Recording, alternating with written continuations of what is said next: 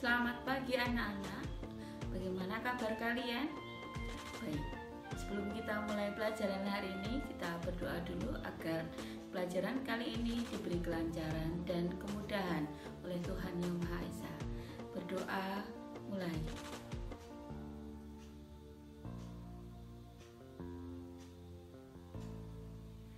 Berdoa selesai.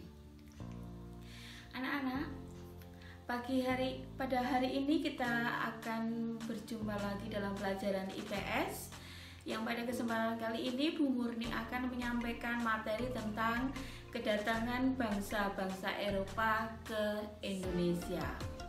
Coba kalian perhatikan rempah-rempah berikut ini. Ada kayu manis, ada pala, ada cengkeh, kapulaga, dan sebagainya. Rempah-rempah itu tadi di zaman sekarang ini mungkin hanya dikenal oleh ibu-ibu kalian. Dipergunakan ketika ibu kalian membuat bumbu di dapur. Tapi kalian tahu tidak? Rempah-rempah itu tadi pada abad ke-15 menjadi primadona barang dagangan dan menjadi komoditas rebutan, di mana harga dari rempah-rempah tersebut melebihi harga emas. Coba kalian bayangkan betapa sangat berharganya rempah-rempah pada saat itu. Kira-kira mengapa kemudian rempah-rempah itu menjadi sangat terkenal? Dan ketika menjadi sangat terkenal dan hanya ada di Indonesia, apa yang akan terjadi dengan Indonesia ketika rempah-rempah yang dihasilkan di negaranya itu menjadi rebutan negara-negara Eropa? Nah, pada pelajaran kali ini kita akan membahas tentang latar belakang kedatangan bangsa Eropa ke Indonesia. Kita akan membahas pula tentang kedatangan negara Portugis, kedatangan negara Spanyol ke Indonesia. Kita akan membahas tentang apa saja yang mereka lakukan di Indonesia, antara lain monopoli perdagangan. Kita juga akan membahas tentang kegiatan-kegiatan politik. Dalam hal ini adalah kegiatan-kegiatan atau kebijakan-kebijakan mereka selama di Indonesia. Nanti ada kebijakan dari negara Portugis, ada kebijakan dari negara Belanda, ada kebijakan negara Inggris, dan sebagainya. Nah, untuk mempersingkatnya, kalian saksikan materi dalam video selanjutnya. Selamat menikmati. Penjelajahan samudra.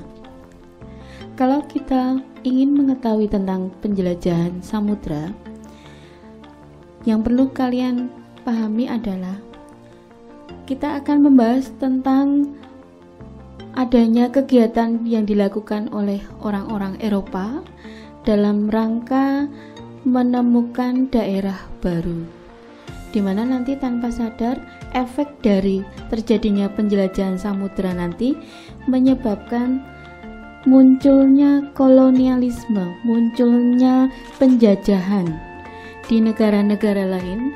Dalam hal ini ada negara Asia dan Afrika. Penjelajahan samudra itu sendiri kegiatannya berawal ketika di daratan Eropa terjadi sebuah peristiwa yang dikenal dengan nama Perang Salib. Peperangan ini melibatkan dua pihak, ada negara Turki dan ada kerajaan Romawi atau yang nanti kita kenal dengan negara-negara Eropa. Peperangan antara Eropa dan Turki yang dikenal dengan nama Perang Salib ini nanti akan berakhir dengan kedudukan Turki berhasil memenangkan perang. Berarti daerah di semenanjung Eropa yang diperebutkan, yaitu daerah Konstantinopel, usai Perang Salib nanti akan dikuasai oleh Turki, di mana nanti Turki akan mengeluarkan sebuah kebijakan melarang masuknya negara Eropa ke Konstantinopel. Ketika orang-orang Eropa dilarang untuk masuk ke Konstantinopel, mereka akan mengalami kesulitan. Kesulitan dalam hal ini adalah mereka menjadi sangat kesulitan mendapatkan hasil rempah-rempah yang selama ini dengan mudah mereka dapatkan dengan cara membeli dari pedagang India yang sudah membawanya ke Konstantinopel. Akibat dari kesulitan itu yang nanti hal itu akan mengancam pada kehidupan orang-orang Eropa, karena kita tahu bahwa rempah-rempah itu adalah kebutuhan pokok. Orang-orang Eropa selanjutnya akan melakukan sebuah kesepakatan. Kesepakatan itu nanti diambil karena orang-orang Eropa itu menyadari untuk mencari daerah penghasil rempah-rempah tidak semudah membalik telapak tangan, karena mereka belum tahu sama sekali daerah mana yang akan mereka tuju. Kesepakatan yang dibuat oleh orang-orang Eropa nanti dikenal dengan nama Perjanjian Tordesillas. Perjanjian ini ditandatangani oleh negara Spanyol dan negara Portugis. Perjanjian Tordesillas itu semacam membagi arah pelayaran menjadi dua. Ada negara yang menyusuri arah utara dan ada yang menyusuri arah selatan. Kita akan membahas satu persatu. Dimulai dari negara yang menyusuri arah selatan yang akan dilakukan oleh negara Portugis. Portugis dalam penjelajahan samudra, ketika dia memutuskan menyusuri arah selatan, armada pertama yang diberangkatkan oleh Portugis dipimpin oleh Bartolomeus Dias itu nanti akan menyusuri pantai barat Afrika. Selanjutnya, pelayaran Portugis yang dipimpin oleh Bartolomeus Dias ini akan mendarat di Tanjung Topan. Selanjutnya, daerah itu oleh Dias akan diganti nama menjadi Tanjung Harapan, Afrika. Dari sini, penjelajahan samudra akan terus dilanjutkan karena belum menemukan daerah penghasil rempah-rempah. Tahun 1511, armada Portugis dipimpin oleh Vasco da Gama memasuki perairan India. Kedatangan Gama di India ini akan memberi informasi kepada orang-orang Eropa bahwa ternyata India yang selama ini mereka anggap sebagai daerah penghasil rempah-rempah, ternyata hal itu salah. Bahwa ternyata India hanyalah sebagai pedagang perantara. Bahwa ternyata India mendapatkan rempah-rempah itu karena India menjalin kerjasama perdagangan dengan Indonesia, yang waktu itu nama Indonesia belum dikenal. Indonesia masih berupa kerajaan-kerajaan.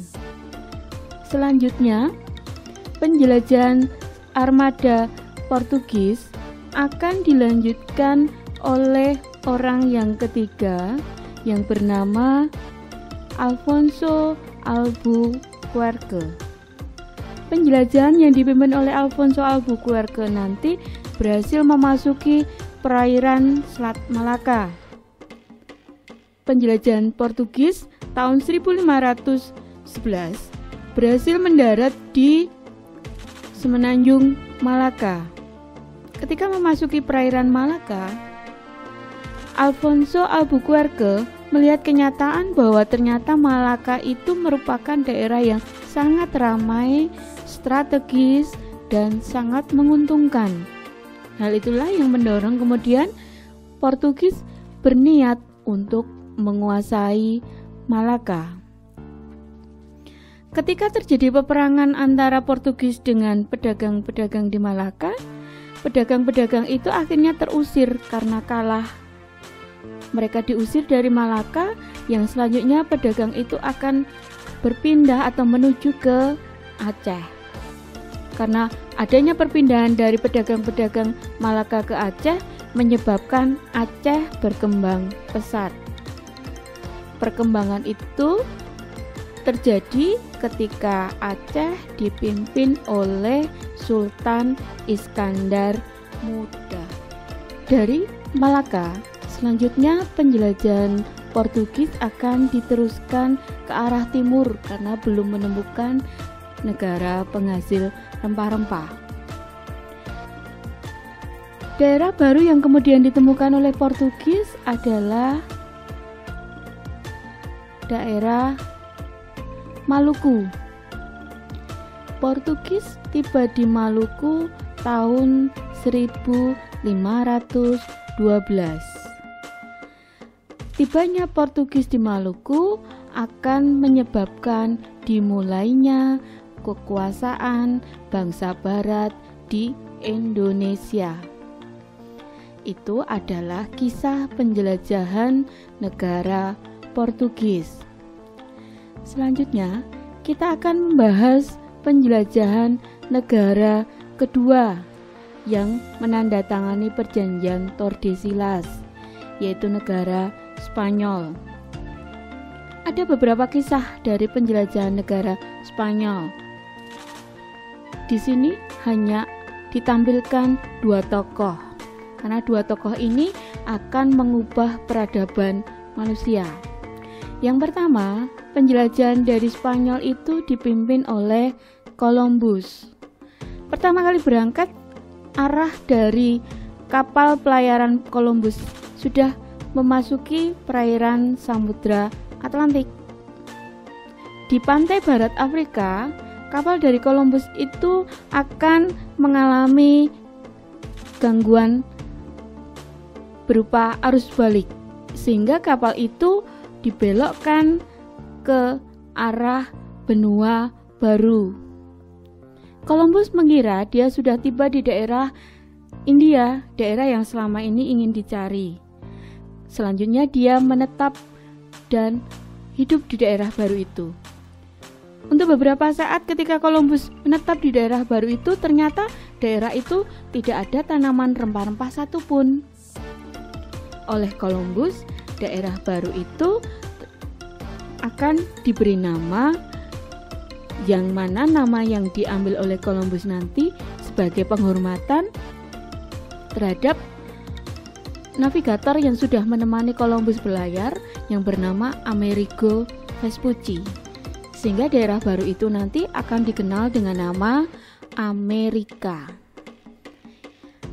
Pelayaran dari negara Spanyol berikutnya merupakan pelayaran yang paling jauh dan paling panjang.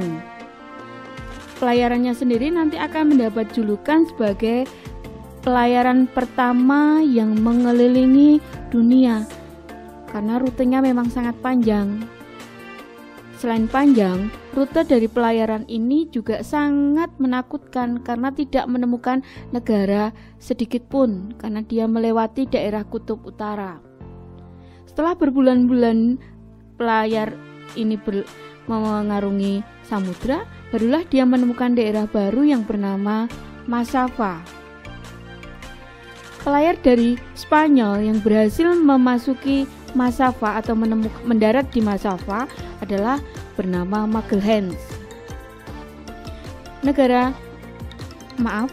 Daerah Massawa kurang menerima kedatangan Magalhães, akhirnya terjadilah peperangan, di mana Magalhães terbunuh dalam peperangan tersebut. Armada Spanyol selanjutnya akan digantikan oleh Delcano.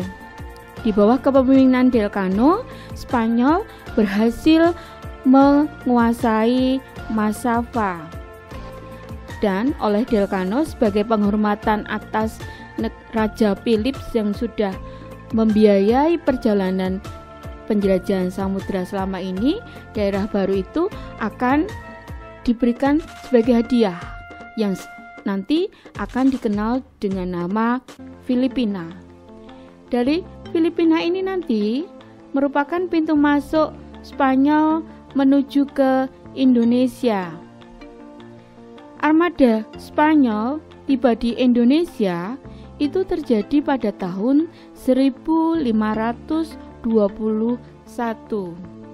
di mana ketika Spanyol masuk ke Maluku, sudah terlebih dahulu ada Portugis di Maluku, alias dua negara ini bertemu lagi setelah tadi mereka berangkatnya berlawanan arah.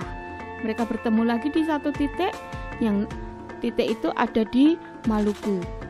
Untuk mengakhiri persaingan antara keduanya, kembali mereka akan mengadakan sebuah perjanjian. Perjanjian itu dikenal dengan nama Perjanjian Saragossa. Inti dari perjanjian ini adalah Spanyol akan disuruh atau diarahkan untuk kembali menuju ke Filipina sebagai daerah awal dia menguasai daerah Asia. Untuk Maluku akan tetap dikuasai oleh Portugis. Itu adalah kisah penjelajahan samudra. Efek dari penjelajahan samudra itu nanti menciptakan terjadinya penjajahan atau monopoli. Yang akan kita bahas selanjutnya adalah terjadinya kolonialisme atau penjajahan di negara Indonesia.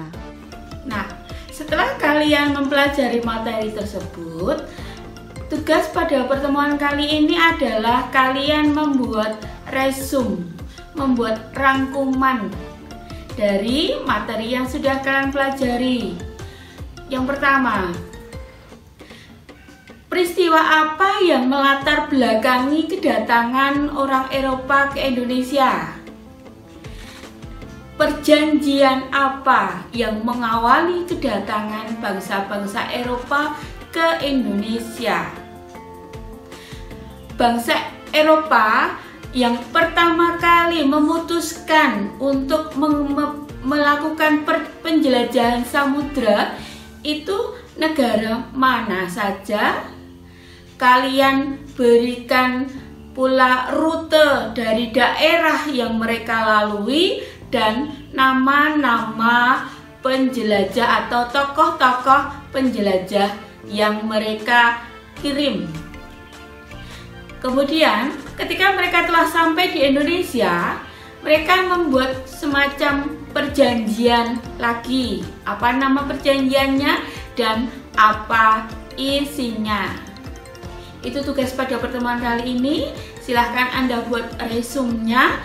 Seperti biasa Anda kirim ke nomor pribadi saya. Itu pertemuan kali ini. Terima kasih atas perhatiannya. Kita bertemu lagi dalam pertemuan selanjutnya. Terima kasih. Salam. Kita tutup pertemuan pada kali ini dengan mengucapkan hamdalah dan terima kasih. Assalamualaikum warahmatullahi wabarakatuh. Selamat pagi.